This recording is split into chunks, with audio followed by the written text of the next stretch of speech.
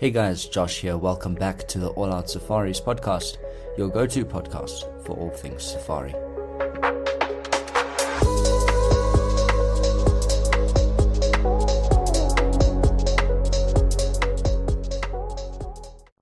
With me today is Shelby. Hello everybody. And today we've got a good episode for you. We're talking about why we love leopards.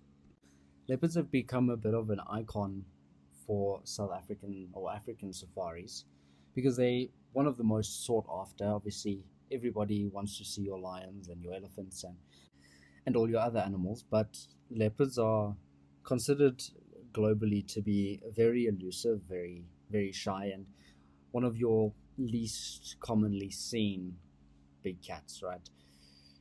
So we're going to share a bit of a personal moment about our first leopard sightings and why they've stuck with us.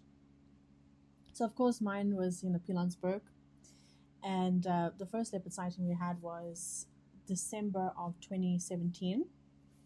This was when I saw a male leopard known as Orion. We were on a safari with a guy, and he was sort of involved in the leopard project in the Pilanesberg, and he knew pretty much where they were. So the one morning we were in, and we were driving towards the Pilanesberg center, and a guy stopped as he was coming past us, and he said there was a leopard in the road. So our tour guide was like, "Oh, cool, thanks," and sort of thought like, "Why are you here and not at the leopard sighting?" So we go further up the road, and yeah, there's Orion in the road for like to see all of his glory. And that's where I got my first very proud photo of Orion, so much so I have it printed on a canvas in my room. So that was that first sighting that imprinted on me, because it was the first proper leopard sighting we've ever seen in the Pilanesberg.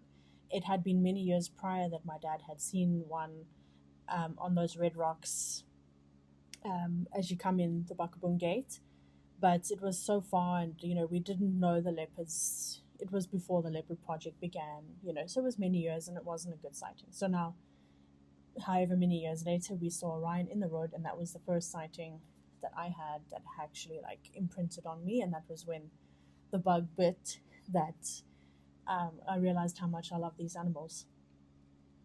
Yeah, so my very first leopard sighting was in the Kruger. The very first time I went, it was June or July 2014. And my dad and I went on an afternoon drive. We were staying at Skukuza, and I think it was near the Alpha Loop, which is just off Skukuza on your way to Lower Sabi, on the Lower Sabi road. And there were a bunch of cars, and then the leopard just walked next to our vehicle and sort of went towards the Sabi River. So it was like quite a quick sighting, but I wanted to see more. And about a month later, we went to the Pilanesberg for the very first time. I think it was in like August, and we saw a female leopard at like 2:00 in the afternoon, just sitting next to the road. But she was like a cub at that point, like a sub-adult. And today she's known as Khodisa, and she's now 11 years old, and she's both of our all-time favorite leopard. We've seen her the most in the Pilanesberg. We literally saw her a few weeks ago on our last Pilanesberg trip with our guests as well, which was really great to see her, considering she's 11 years old, and she was the first leopard we saw and the most recent one we've seen in the Pilanesberg as well. And I got a photo of her using my dad's camera, and we also got that printed because it was also my parents' first ever really good leopard sighting as well. So it was like just a really good moment. And then since then, it's always been about the leopards, and leopards have always been the main attraction. But for us, leopards aren't just an animal. To see a leopard is a whole experience. And the biggest reason for that is because leopards are actually so very different from each other. There's no animal quite like a leopard. When you see a leopard, there's a feeling that you get that can't really be explained. Like, you get an adrenaline rush with a lot of sightings that are super exciting, but there's something with a leopard that you can't explain, right? There's a sense of discovery, if you will, because there's this whole vibe around a leopard of how secretive they are. Leopards stick to particular kinds of habitats where lions you can usually find kind of anywhere. So sometimes you'll find them in thickets, sometimes you'll find them in an open area.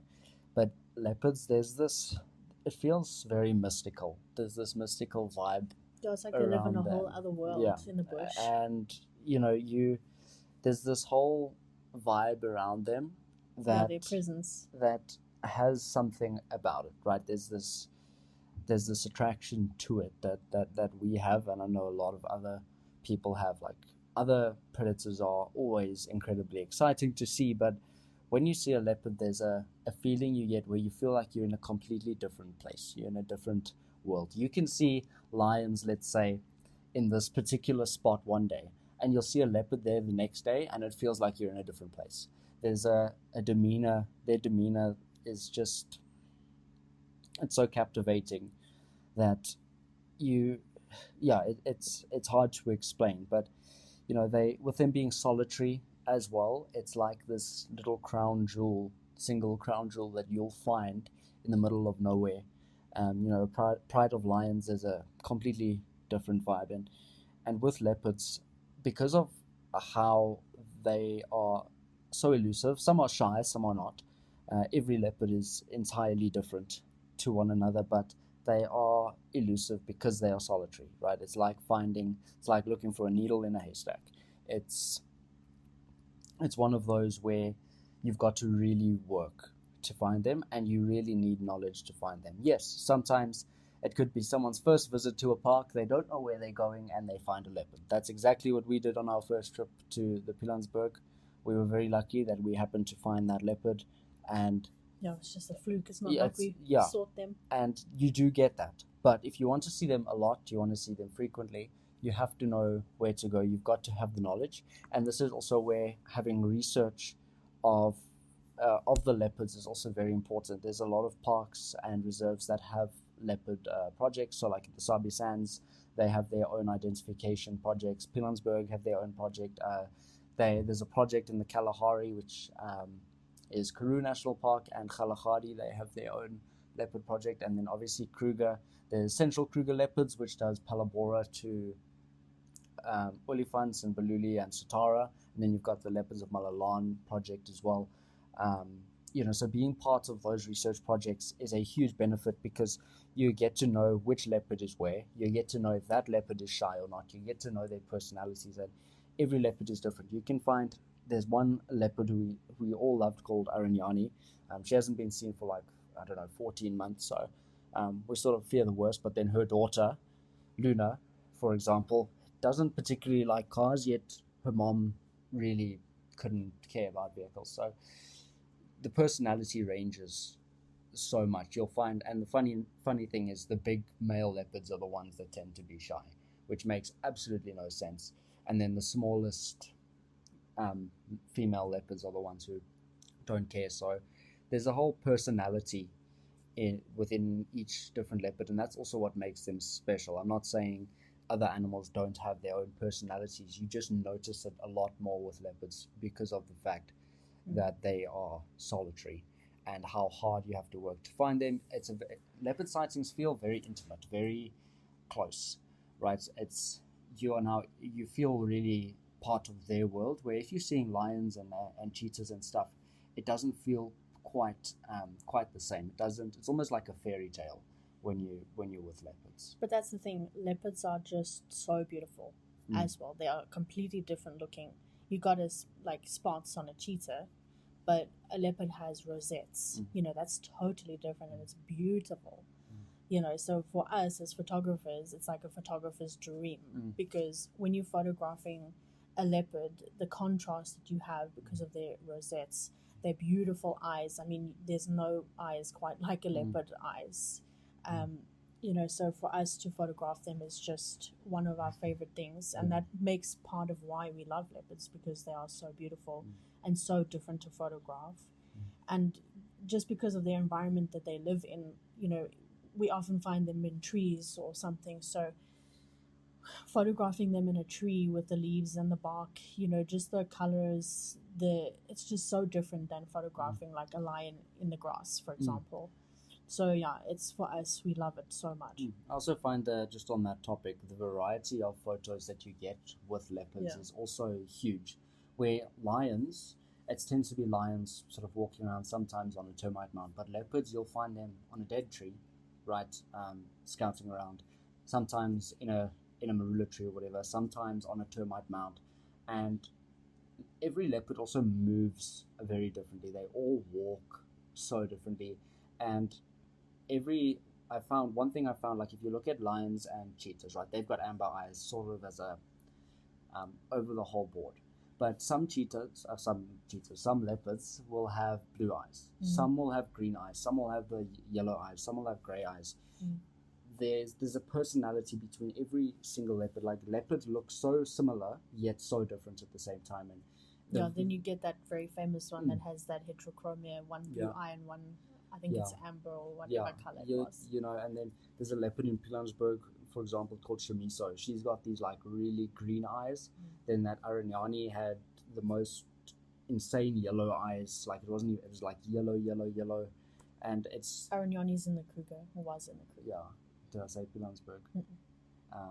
But yeah, there's this vibe around spending time with a leopard, and it could be this, like there's a leopard near the BMEG area of the Kruger called the Transport Dam Male, conveniently nowhere near Transport Dam, but anyway, for some reason, anytime you find him, he is like drooling like nothing, right? Obviously, that's a sign of testosterone and things like that. And he's got this most nefarious looking face ever. He's got the black around his eyes is so thick as well. There's every leopard has there's a whole different demeanor. Like some lions are beautiful and some are less beautiful, and yeah, there's something about a leopard that you can't really explain. One thing we love though about leopard sightings as well is it really teaches you patience, right? As a photographer, you've got to be patient for anything, but leopard sightings particularly, because anything can happen at any moment, but sometimes you have to wait for hours. Like I've waited 9 hours before for at a sighting of a leopard sitting on a rock, but I knew the second he'd get up it was going to be unbelievable, and it was. But we waited for 9 hours for that, and I'm not saying you need to wait 9 hours all the time, but it teaches you patience like no other animal. And for some reason, a leopard sighting like that, where I've often find myself waiting hours and hours for a lion sighting, just for it to turn out so disappointingly. You wait and you wait and you wait. The whole day you're getting sunburned, you're hot and you're sweaty, and just for the lions to get up and walk away into the bush, But for me, a leopard sighting has never been like that. A leopard sighting, for some reason, you wait for hours on end, but then you get rewarded for your patience. I don't know what it is about the difference now, but it's just, for me, a leopard sighting has always turned out to be such a reward in comparison. I feel like even if a lion sighting doesn't end up disappointing, right? So let's say the lions do get up, the whole pride starts walking to you. But when you have a leopard gets up, starts jumping around the tree, comes down, you have all these different opportunities. It's always more action-packed, right? There's always this vibe when a leopard's moving around and gets up, and whatever. That is different. Yes, sitting at a leopard can be frustrating. On one of my recent Kruger trip, we had a leopard in a tree in the most unbelievable light, and we're waiting, but it never moved. It stayed there, and it didn't move. It opened its eyes for about 2 seconds and went back to sleep. And but that was a leopard that wasn't used to vehicles. I promise you, if she was more used to vehicles, because it was a female who's not seen very often, so obviously not as habituated to vehicles. She was just going to sleep there and wait. Next morning we went there because she had an impala in the tree. Went there, impala gone, leopard gone, and the impala was fresh. Right, so yeah, it's the patience side of it is intense. Then another thing with leopard sightings is ethical guiding. Ethical guiding matters a huge amount with leopard sightings, sometimes more so than with other animals. Just leopard sightings are always very sensitive, right? So by ethical guiding, we mean about how do you respect the animal and the place you are in, right? So it could be making sure you are giving the animal enough space. So let's say you are following a leopard walking down the road.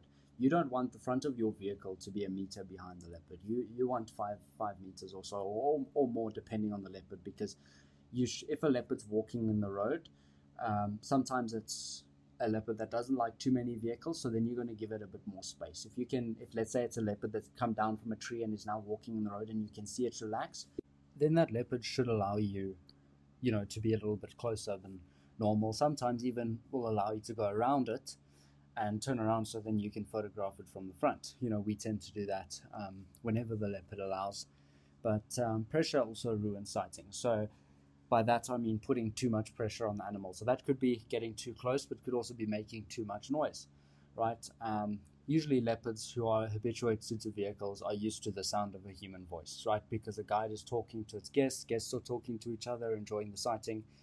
So it doesn't bother them too much. But now someone screams, you have a baby that cries, or someone accidentally presses the horn on their vehicle. That does happen from time to time. It's just a mistake some people make, but sometimes that can give the animal a fright, But usually, if animals are habituated to vehicles, you're not really going to have an issue. But the second you apply too much pressure to the animal, it can ruin a sighting, because sometimes the animal will just go off the road or just go further in to the bush, and that becomes a problem in places where you aren't able to off road.